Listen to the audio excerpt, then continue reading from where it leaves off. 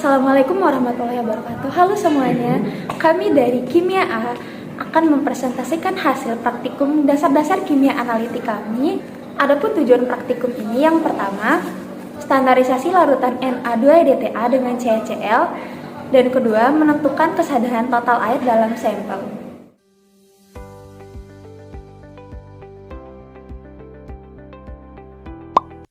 Berdasarkan dari definisi titrasi kompleksometri, yaitu titrasi yang berdasarkan pembentukan senyawa kompleks antara ion kompleks atau logaram yang sukar mengion. Kompleksometri merupakan jenis titrasi di mana titran atau titrat saling mengkompleks, bentuk hasil berupa senyawa kompleks.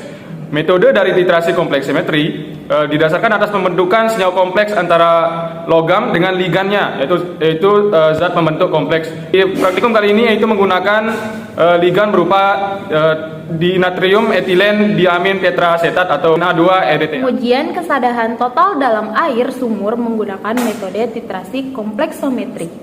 Kesadaran merupakan salah satu parameter tentang kualitas air sehat. Kesadaran menunjukkan ukuran pencemaran air oleh mineral-mineral terlarut seperti Ca dan juga Mg. Alat dan bahan praktikum. Alat-alat praktikum Erlenmeyer, gelas kimia, pipet tetes, tabung reaksi, rak tabung reaksi, pipet volume, labu ukur, rabel bab, corong kaca, gelas arloji, timbangan analitik, dan gelas ukur. Sedangkan untuk bahan-bahan praktikum, air sumur, Aquades, CaCl H2O, 1:1, OH, NaCl, Na2-EDTA, indikator EBT, CaCO3, dan MgCl2 6H2O. 2 gram Na2-EDTA ditambahkan 0,1 gram MgCl2 6H2O dilarutkan dengan Aquades dalam gelas kimia lalu diencerkan hingga 50 ml dalam labu ukur. 0,4 gram CaCO3 dilarutkan dalam gelas kimia ditambahkan dengan larutan HCl berbanding Aquades 1:1 hingga jernih lalu diencerkan hingga 50 ml. Hasil dari larutan CaCl2 diambil 50 ml-nya, dimasukkan ke dalam Erlenmeyer, ditambah 5 ml larutan buffer, lalu ditambah 5 ml larutan indikator EBT, dan dititrasi dengan larutan Na2-EDTA hingga berwarna biru. Pada penetapan kesadaran total air, diambil 50 ml sampel air sumur, dimasukkan ke dalam Erlenmeyer, lalu ditambah 5 ml larutan buffer, ditambahkan 1 ml larutan indikator EBT, dititrasi dengan larutan Na2-EDTA hingga berwarna biru, dan diulangi sebanyak 3 kali.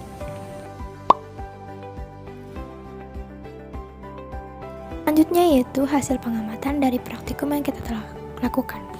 Ditinjau dari perubahan warna, yang pertama itu pada saat standarisasi larutan Na2-EDTA, di mana warna awal larutan Na2-EDTA yaitu berwarna putih, sedangkan warna awal larutan MgCl2 MH2O berwarna. Saat Na2-EDTA ditambahkan dengan larutan MgCl2, dia akan berwarna menjadi putih keruh.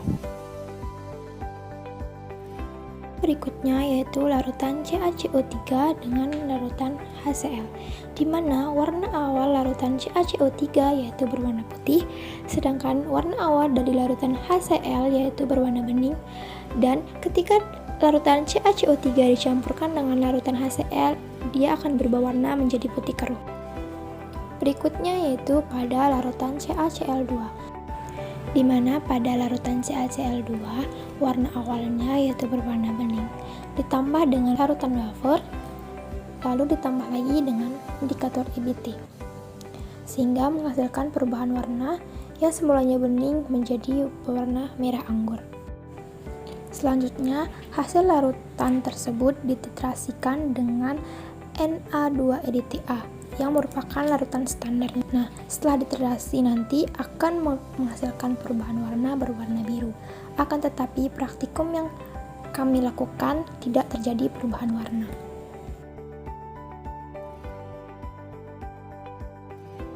Langkah kedua yaitu penetapan kesadaran total air ditinjau dari perubahan warnanya.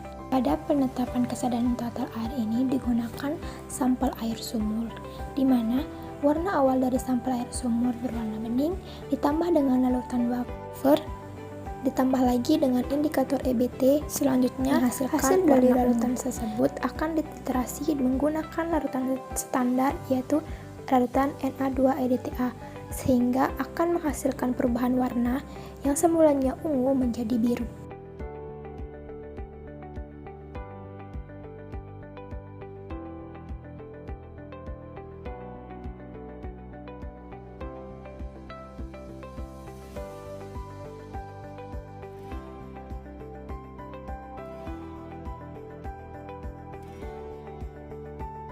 Berikut merupakan analisis data hasil dari praktikum.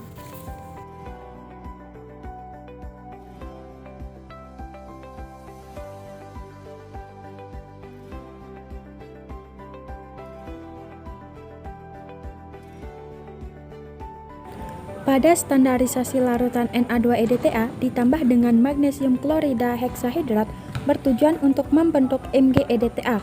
Nantinya, indikator EBT atau Eyrick-Romblecki menghasilkan titik akhir yang lebih tajam.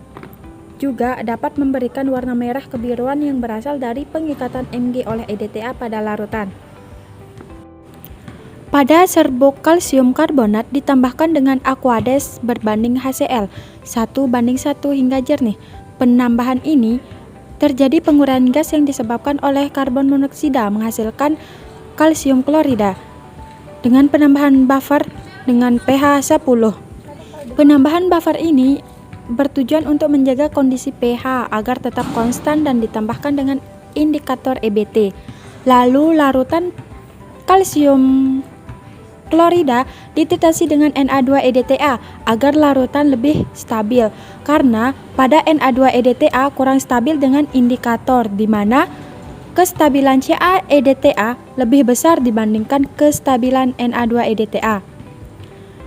Kalsium klorida juga berfungsi untuk memperjelas pengamatan. Karena sifat Na2-EDTA yang kurang stabil, maka ini akan menyebabkan perubahan warna atau titik akhir titrasi akan cepat terjadi sehingga kita tidak bisa mengamati dengan jelas perubahan warna yang terjadi.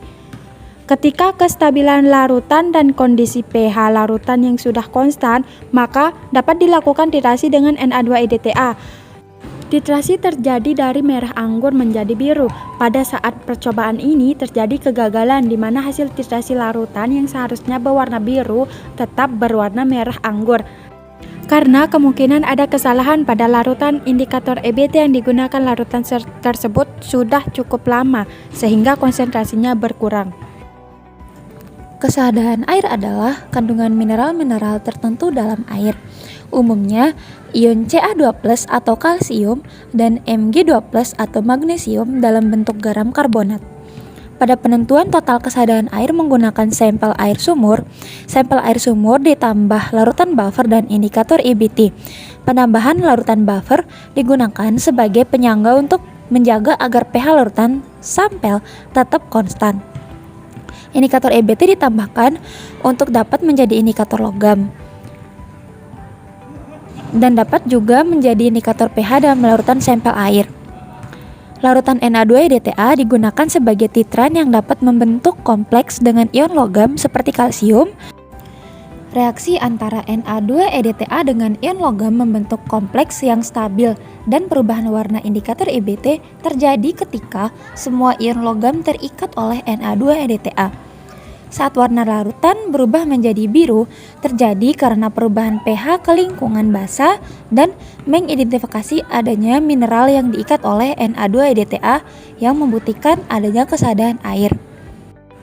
Kesimpulannya, standarisasi larutan Na2-EDTA dengan CaCl bertujuan untuk mengimbangkan atau memperbesar kestabilan band larutan standar. Serta penentuan total kesadaan air dapat dilakukan dengan titrasi penentuan senyawa kompleks.